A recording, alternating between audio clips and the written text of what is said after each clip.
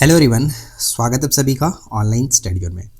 तो देखिए गाइस, आप लोग में से बहुत लोग ऐसे हैं जो कि अब टाइम बचा नहीं है, जो नोट्स नहीं बना सकते। तो आप सभी को पता है कि मैं बहुत समय से नोट्स बना रहा हूँ और लगभग मेरे पास सभी टॉपिक्स के, सभी सब्जेक्ट के सभी टॉपिक्स के नोट कंप्लीट हो चुके हैं। इस बेसिस पे अगर मैं बताना चाहूँ तो हमारे पास जो भी नोट्स हैं उनका तो लगभग मैंने पीडीएफ और वीडियो आप सभी को प्रोवाइड कराए हैं। लेकिन अगर अरेंजिंग की बात करें कि सभी टॉपिक्स को अरेंज करने की, तो वो मैं अभी फ़िलहाल कर रहा हूँ। और अभी देखिए भारत के अगर हम इंडियन ज्योग्राफी की बात करें तो उसका सभी नोट्स मैं लगभग तैयार कर चुका हूँ। और जैसा कि आप स्क्रीन पे देख पाएंगे, यहाँ पर मैं एक छोटा सा स्क्रीनशॉट लगाया हूँ जहाँ पे इंडियन ज्योग्राफी के सभी नोट्स इंपॉर्टेंट जो होने चाहिए वो कलेक्ट मैंने कर रखा है। इसी तरह से सारे सब्जेक्ट्स के ही मैंने बना रखा है। आप लोगों को एक छोटा सा मैं रिव्यू देना चाहता हूं, जो कि आप देखिए आज इस टॉपिक में हम देखेंगे भारत की सामान्य जानकारी। आपको नोट्स का मतलब ये होता है कि एक शॉर्ट टाइम में उस चीज़ों को, उस टॉपिक को कवर करना। ऐसा नहीं कि पूरा बुक लेकर के बैठ जाएं और उसके हम नोट्स कहें। जी नहीं, नोट्स का मतलब कि शॉर्ट टाइम में हम चीज़ों को पढ़ सके और वही चीज़ों जो एग्ज़ाम में पूछा जाता है। तो इस वीडियो को एंड तक देखिए और आप खुद समझ जाएंगे कि सामान्य जानकारी से हमें क्या क्या देखना होता है। तो स्टार्ट करते हैं। तो सबसे पहले मैंने टॉपिक का नाम लिखा है कि भारत का सामान्य जानकारी। अब इम्पॉर्टेंट पॉइंट्स कवर करेंगे, जैसे कि भारत जो होता है वो उत्तरी गोलार्ध में 8 डिग्री 4 मिनट से लेकर के 37 डिग्री 6 मिनट उत्तरी अक्षांश और 68 डिग्री 7 मिनट से लेकर के 97 डिग्री 25 मिनट पूर्वी देशांतर पर ये स्थित है। अब ये कैसे है वो भी मैं आपको समझाना चाहता हूँ। तो देखिए, इस चीज़ को हम यहाँ पे समझ सकते हैं, अच्छे से समझिए। मैंने जैसे कि बताया कि भारत जो है उत्तरी गोलार्ध में 8 डिग्री 4 मिनट से लेकर के 37 डिग्री 6 मिनट में स्थित है। तो यहाँ पे हम समझते हैं, मैंने क्या बोला, 8 डिग्री 4 मिनट। तो देखिए, उत्तरी गोलार्ध में सबसे पहले तो आप ये समझिए, अगर ये ग्लोब है तो ग्लोब में भारत जो हमारा स्थित होता है लगभग यहाँ पे स्थित होता है।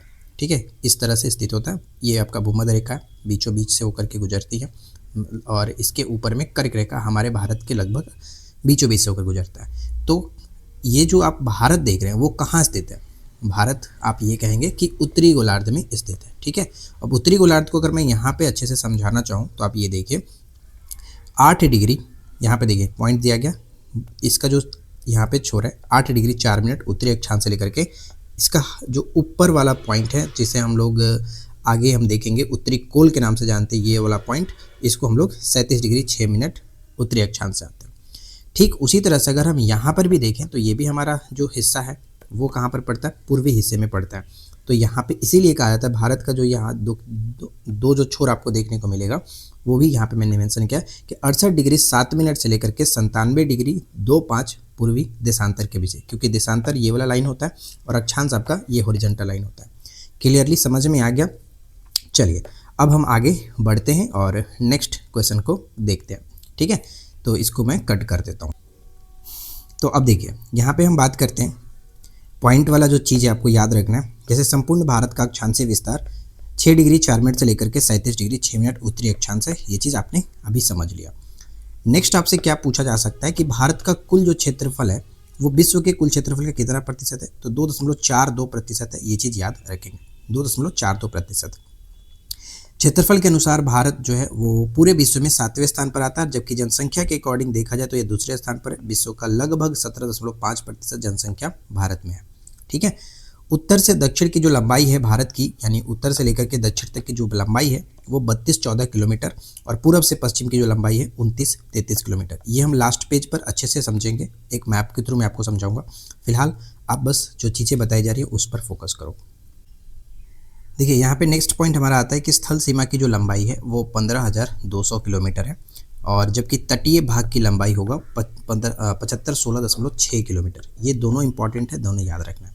ध्यान रखने वाली बात यहाँ पर एक चीज़ और है कि केवल मुख्य भूमि के तटीय भाग की अगर लंबाई कहा जाए तो वो हो जाएगा आपका 6100 किलोमीटर। ठीक है, अब देखिए सबसे ज़्यादा जो चीज़ पूछी जाती है वो यहाँ पर मैंने एक मैप लगा रखा है और इस मैप के थ्रू आप समझो क्या कह रहा है। जैसे कि उत्तरी बिंदु कौन सा होगा, पूर्वी बिंदु सबसे ज़्यादा दूर कौन सा होता है, और उसी तरह से पश्चिमी बिंदु और दक्षिणी बिंदु पूछा जाता है। तो एक मैप में आप मैंने ये देखिए समझाने की कोशिश की। यहाँ पे उत्तरी बिंदु जो होगा आपका उत्तरी कोल होता है, यानी उत्तरी बिंदु में इंदिरा कौल जम्मू कश्मीर में पड़ता है। पश्चिमी बिंदु में अगर बात किया जाए तो गुहार मोती गाँव होता है, सर क्रीक क्षेत्र गुजरात में ये पड़ता है, करीब आपका यहाँ पे। और उसी तरह से पूर्वी बिंदु में देखा जाए तो किबीतू आता है अरुणाचल प्रदेश में, वो आपका यहाँ पे पड़ेगा। ठीक उस तरह से दक्षिणी बिंदु इंदिरा पॉइंट के नाम से जानते हैं, और इंदिरा पॉइंट को मैंने यहाँ पे समझा, ये आपका सबसे दक्षिणी बिंदु है, जिसे इसे पहले पिगमिलियन पॉइंट के नाम से भी जाना जाता था। भूमध्य रेखा से करीब ये आपका 876 किलोमीटर दूर है, यानी ये आपका इधर पड़ता है अंडमान निकोबार के आसपास, तो ये आपका इस तरह से पड़ेगा, और भूमध्य रेखा से करीब ये 876 किलोमीटर दूर है, और ये बहुत विवेय पॉइंट है, हमेशा पूछा जाता है। ठीक है, चलिए आगे बढ़ते हैं। इसके बाद आप देखेंगे कि भारत का मानक समय से रिलेटेड क्या क्वेश्चन पूछे जाते हैं, तो वो आप ध्यान रखिए।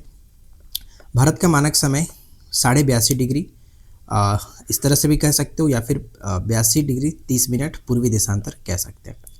और ये ग्रीनविच मीन टाइम से भारत मानक समय जो IST जो है वो कितना आगे है, तो 5.5 घंटा आगे है, यानी 5 घंटा 30 मिनट आगे है। ठीक है, ये हमेशा पूछा जाता है, इसलिए इसको याद रखें। कितने राज्यों से होकर के गुजरता है, आपसे पूछा है कि भारत का मानक समय जो है वो टोटल 5 राज्यों से होकर के गुजरता है। वो 5 राज्य कौन कौन से हैं, तो यहाँ पे देखिए उत्तर प्रदेश, मध्य प्रदेश, छत्तीसगढ़, उड़ीसा और आंध्र प्रदेश। यहाँ पर भी मैंने एक छोटा सा ट्रिक बना रखा है, यू कोमा करके, यानी उत्तर प्रदेश, छत्तीसगढ़, उड़ीसा, मध्य प्रदेश और आपका ये हो जाएगा आंध्र प्रदेश, यू कोमा याद रख सकते हैं। ठीक है, इसके बाद आप आते हैं नेक्स्ट जो पॉइंट पे, जो इंडियन स्टैंडर्ड टाइम है 82.5 डिग्री पूर्वी देशांतर, ये पूछा जा सकता है कि किस स्थान से गुजरती है, तो ये प्रयागराज के नैनी से होकर के गुजरता है, प्रयागराज के नैनी से। यदि अरुणाचल प्रदेश यानी पूर्वी छोर में सूर्योदय सुबह 5 बजे होता है, तो गुजरात में पश्चिमी छोर पर सूर्योदय कब होगा, तो 2 घंटे का अंतराल होता है, ये याद रखिए कि तो 7 बजे यहाँ पे हो जाता है। ठीक है, 7 बजे होगा। अब आता है पॉइंट कर्क रेखा से रिलेटेड क्या क्वेश्चन पूछे जाते हैं, तो ध्यान दीजिए कर्क रेखा मतलब लगभग ये आप ध्यान रखो कि उत्तरी अक्षांश का जो 23 डिग्री है, 23.5 डिग्री अक्षांश उत्तरी अक्षांश, उसे हम लोग कहते हैं कर्क रेखा। ठीक है, भारत के 8 राज्यों से होकर के गुजरती है, गुजरात, राजस्थान, मध्य प्रदेश, छत्तीसगढ़, झारखंड, पश्चिम बंगाल, त्रिपुरा और मिजोरम। इन 8 राज्यों से होकर के गुजरता है, और इन 8 राज्यों को ट्रिक से याद रखने के लिए मैंने बनाया। वैसे आपने बहुत सारे ट्रिक अलग अलग देखा होगा, और इस ट्रिक मैंने ये बनाया, इस ट्रिक में आपको खास बात ये देखने को मिलेगा कि कभी कभी क्वेश्चन आपसे ये पूछा जाता है, देखिए मैंने लिखा कि इस क्रम में याद रखें, क्योंकि कभी कभी पूछा जाता है कि पूर्व से पश्चिम क्रम में या फिर पश्चिम से पूर्व क्रम में बताइए कि राज्यों का क्रम क्या होगा। तो गरम, छत, झारो, पत्र मिलेगा, अगर इस तरह से याद रखते हो तो आपका ये पश्चिम से पूर्व की तरफ आप आगे कंटिन्यू करेंगे, जैसे कि गरम, छत, झारो, पत्र मिलेगा, गुजरात, राजस्थान, मध्य प्रदेश, छत्तीसगढ़, झारखंड, आपका पश्चिम बंगाल, त्रिपुरा और मिजोरम, इस तरह से हो जाता है टोटल 8 राज्य। ठीक है, इसलिए मैंने ये क्रम सजाया। माना जाता है कि कर्क रेखा भारत को लगभग 2 भागों में विभाजित करती है। ठीक है, कर्क रेखा 2 बार काटने वाली नदी कौन सी है, यानी कर्क रेखा को 2 बार काटने वाली एकमात्र नदी कौन सी है, तो है माही नदी। ठीक है, माही नदी। अब इंपॉर्टेंट क्वेश्चन भी मैंने रखा है, जिस तरह से प्रश्न कभी कभी पूछे गए हैं पेपर में, ध्यान से देखिए कि सर्वाधिक राज्यों की सीमा से लगा जो राज्य है वो है उत्तर प्रदेश, 8 राज्यों से लगता है, और एक केंद्र शासित प्रदेश दिल्ली से लगता है। ये पॉइंट याद रखिए, यानी इस तरह से देखा जाए तो टोटल 9 राज्य और केंद्र शासित प्रदेश मिला करके लगते हैं। क्लियर, सबसे ज़्यादा लगता है। सर्वाधिक लंबी तटरेखा किसकी है, गुजरात की है, 1663 किलोमीटर है, और सेकेंड नंबर पर भी पूछा जाता है किस राज्य का है, तो आंध्र प्रदेश का। ये इंपॉर्टेंट है, ये सेकेंड नंबर पे आता है। ठीक है, ध्यान रखने वाली बात यह है कि भारत के कुल 9 राज्य ऐसे हैं जो तट रेखा से लगे हुए हैं, यानी समुद्र से सटे हुए, टोटल 9 राज्य। अब देखिए चैनल से रिलेटेड भी क्वेश्चन पूछ जाते हैं, जैसे कि 8 डिग्री चैनल किसको किसको अलग करता है, मालदीव और मिनिकॉय। 9 डिग्री चैनल लक्षद्वीप और मिनिकॉय को अलग करता है। 10 डिग्री जो चैनल है वो छोटा अंडमान और कार निकोबार को अलग करता है। ठीक है, पाक जलद मरुमध्य भारत और श्रीलंका के बीच ये स्थित है।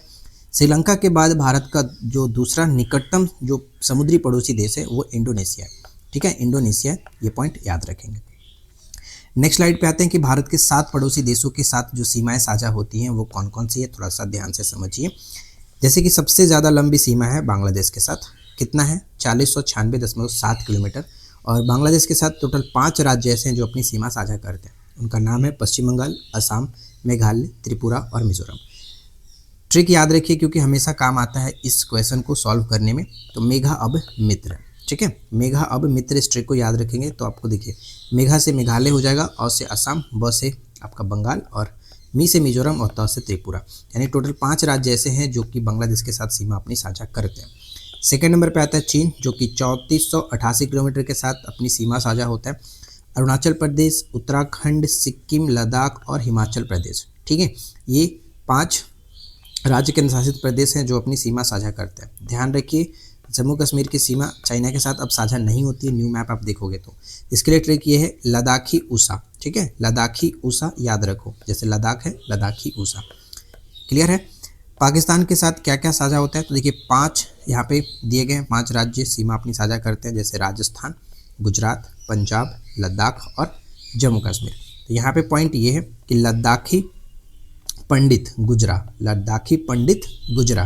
देखिए लद्दाखी से लद्दाख, यहाँ पे जो पंडित मैंने लिखा है उसका मतलब हो गया पंजाब, और गुजरा से आप तीनों याद रख सकते हो, गुजरात, गु से गुजरात हो गया, ज से आपका ये जम्मू कश्मीर हो जाएगा, रा से राजस्थान हो जाएगा। तो इस तरह से याद रख सकते हो, ये ट्रिक आपके लिए हेल्पफुल रहेगा। ठीक है, आगे बढ़ते हैं। इसके बाद नेक्स्ट जो पॉइंट है वो है नेपाल के साथ कौन कौन से राज्य सीमा साझा होते हैं। तो टोटल 5 राज्य साझा होते हैं, उत्तर प्रदेश, उत्तराखंड, बिहार, पश्चिम बंगाल और सिक्किम। अब इसके लिए एक छोटा सा ट्रिक ये है कि यूएसबी याद रखो, यानी यूएसबी जो होता है नेपाली यूएसबी, इस तरह से याद रखेंगे तो ज़्यादा याद रहेगा कि ये यूएसबी क्या है, तो नेपाल से जुड़े हुए सीमा है, इसलिए नेपाली यूएसबी। अब यूएसबी को तोड़ोगे तो देखिए ध्यान से देखिए, यू का मतलब आप देखोगे 2 हो जाएगा, उत्तर प्रदेश और उत्तराखंड, ठीक है, दोनों क्लियर। इसका मतलब सिक्किम ही निकल के आएगा, तो सिक्किम हो गया।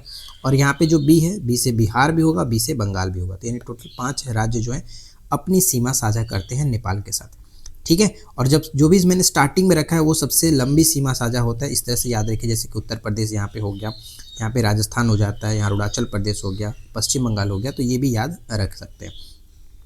अब इसके बाद नेक्स्ट पॉइंट आता है म्यांमार, जो कि 1643 किलोमीटर के साथ 4 राज्य अपनी सीमा साझा करते हैं, अरुणाचल प्रदेश, नागालैंड, मणिपुर और मिजोरम।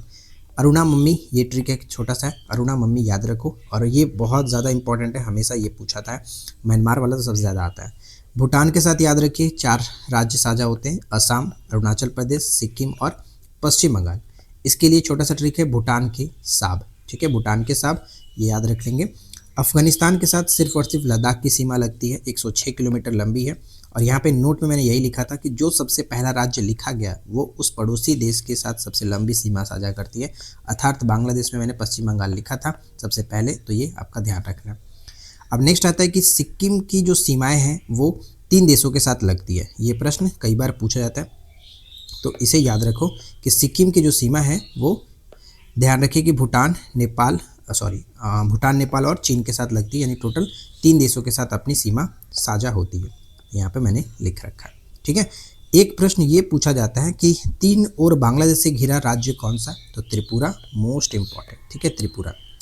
संकोच नदी के बारे में याद रखिएगा कि असम और अरुणाचल प्रदेश के बीच ये सीमा बनाती है, ठीक है। काली नदी जो है वो सीमा बनाती है भारत और नेपाल के बीच, ये इंपॉर्टेंट है। पाक जल संधि भारत और श्रीलंका के बीच स्थित है, पाक से पाकिस्तान कंफ्यूज मत करना, पाक जल संधि भारत और श्रीलंका के बीच। मन्नार की खाड़ी की अगर हम बात करें तो भारत और श्रीलंका के बीच ये स्थित है, ठीक है। मैकमोहन रेखा भारत और चीन के बीच 1914 में निर्धारित की गई थी। डुरंड रेखा भारत और अफगानिस्तान के बीच पहले था, लेकिन अब ये अफगानिस्तान और पाकिस्तान के बीच स्थित है, ठीक है। भारत और पाकिस्तान के बीच एक रेखा है जिसे हम लोग रेड क्लिफ रेखा के नाम से जानते हैं, जिसका निर्धारण 15 अगस्त 1947 को किया गया था। कुल मिलाकर यहाँ पे आपने ये सारी चीज़ें देख ली। अब एक पॉइंट और लिखा है मैंने, आकार व स्थिति, यानी कि भौगोलिक रूपरेखा और पड़ोसी देश और सीमाएं नीचे दिए गए मैप के आधार पर आप समझ सकते हैं। सारा कुछ यहाँ पर देखिए क्लियरली लिखा गया है कि किस देश के साथ कितनी सीमा साझा होती है। अफगानिस्तान के साथ 106 बताया गया था। मध्याह्न रेखा 82.5 डिग्री गुजरता है। और यहाँ पे देखिए ये आपका उत्तर से लेकर के दक्षिण तक की टोटल लंबाई है, पूर्व से पश्चिम की लंबाई है, सारी चीज़ें यहाँ पर एक मैप में मैंने दिखाने की कोशिश की है। तो कुल मिलाकर देखा जाए तो इस छोटे से टॉपिक पे इतना सारा चीज़ें थी। एक स्लाइड और है, मैं आपको वो बता देता हूँ। Grand channel 8 degree, 9 degree, 10 degree की अवस्थिति, इससे रिलेटेड पूछा जाता है। तो देखिए छोटा सा ट्रिक ये है कि सुनो मामी लक्ष्मी छोटी कार में है। अब ये ट्रिक क्या है, तो सुनो का मतलब हो गया सुमात्रा व निकोबार के मध्य ग्रैंड चैनल स्थित है। ये ट्रिक ही आपका इसी के लिए है, ठीक है, ग्रैंड चैनल स्थित है। मामी के मतलब मामी लक्ष्मी, जैसे कि मामी लक्ष्मी छोटी कार में, तो मालदीव और मिनिकॉय 8 डिग्री चैनल है। लक्ष्मी का मतलब हो गया 9 डिग्री चैनल, और छोटी कार का मतलब यह है छोटा अंडमान और कार निकोबार के मध्य 10 डिग्री चैनल स्थित है। ठीक हो गया। अब यहाँ पे कि अंडमान निकोबार की सबसे ऊंची पर्वत चोटी कौन सी है, ये प्रश्न पूछा जाता है। तो सैंडल पीक, जिसकी ऊंचाई 730 मीटर या 731 मीटर, दोनों में से कुछ भी दे, याद रखेंगे। और ये स्थित कहाँ पर है, तो ये पड़ता है आपका, ध्यान रखिएगा कि उत्तरी अंडमान में स्थित है। ठीक है, उत्तरी अंडमान में स्थित है। दूसरा सबसे ऊंची चोटी कौन सी है, तो माउंट डियोवाली, इसकी ऊंचाई 515 मीटर और स्थिति मध्य अंडमान में स्थित है। तो दोनों से रिलेटेड आपसे ये प्रश्न पूछा जा सकता है कि सबसे ऊंची चोटी जो सैंडल पीक है वो कहाँ स्थित है, तो उत्तरी अंडमान में स्थित है। ध्यान रखेंगे कि उत्तरी अंडमान में, जबकि दूसरा सबसे ऊंचा चोटी माउंट डियोवाली कहाँ स्थित है, तो ये मध्य अंडमान में स्थित है। अंडमान निकोबार की राजधानी पोर्ट ब्लेयर है, केंद्र शासित प्रदेश, और सबसे बड़ा ये पतन जो है इसका बंदरगाह है आपका पोर्ट ब्लेयर, जो कि दक्षिणी अंडमान में स्थित है। दक्षिणी अंडमान की शिखर की बात करें तो माउंट कोयोबो होता है 460 मीटर और माउंट हेरिएट होता है 450 मीटर। तो इस टॉपिक से रिलेटेड इतने सारे प्रश्न। आई होप कि ये छोटा सा टॉपिक आप लोगों को अच्छा लगा होगा। वीडियो कैसा लगा कमेंट करके ज़रूर बताना। चलिए मिलते हैं नेक्स्ट वीडियो में। Thanks for watching.